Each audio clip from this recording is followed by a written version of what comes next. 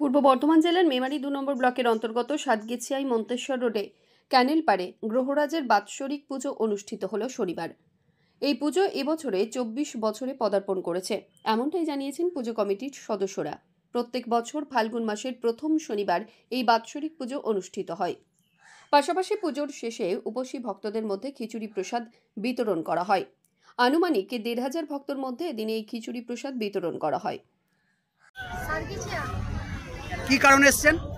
সাতগেছিয়া বাজার মন্তেশ্বর রোডে ক্যানেল পাড়ে ২৪ বছরের গৌরাজ ঠাকুরের উদযাপন হচ্ছে আজকে বাৎসরিক। কেমন লাগছে এই পুজো উপলক্ষে? খুব ভালো লাগছে, আমাদের এখানে প্রত্যেক বছরই হয় এটা। আপনাদের এখানে কি পুজো হচ্ছে? আজকে হচ্ছে আমাদের গোহরাজ বাবার পুজো।